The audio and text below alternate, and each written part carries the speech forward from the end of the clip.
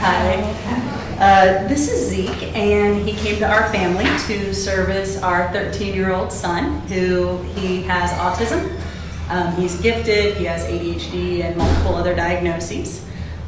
We had tried multiple forms of therapy, medication, lots of things to help him, and then we decided to try a service dog. So Zeke has completely changed our lives.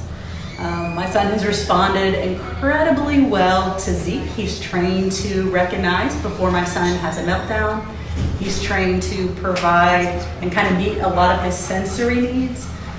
So he provides pressure and has different commands to meet his specific needs.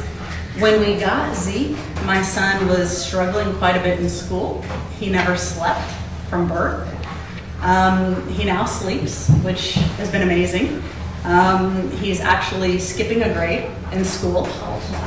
He was on principal's list last year. He's been able to participate in sports and other activities. I think a lot of it is because Zeke has been able to offer that comfort and support, and he can even recognize my son's anxiety before my son even realizes that he's getting anxious. You know, he has certain cues and there's certain physical signs, but as Zeke has come to know my son, he can actually sense it as soon as his anxiety starts to rise, and then he can notify him so that he can kind of take some actions to address that before it gets too high.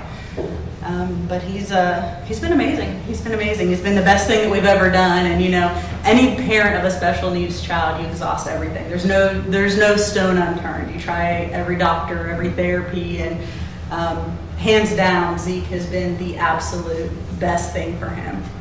So it's completely changed our family, and we're very thankful for him. Great. Any questions? So the same question that I asked the other person.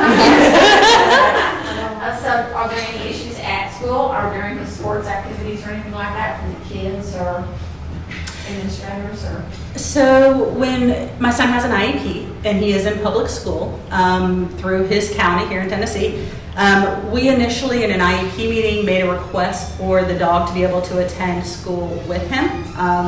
We'd had discussions with Karen. We were kind of formulating a plan to put that in place. The school told us that the dog was not allowed to attend.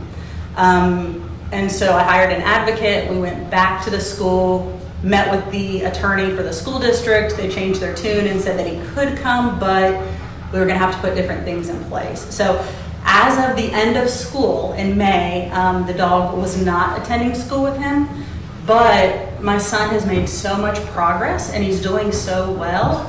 I don't know if he necessarily needs to attend.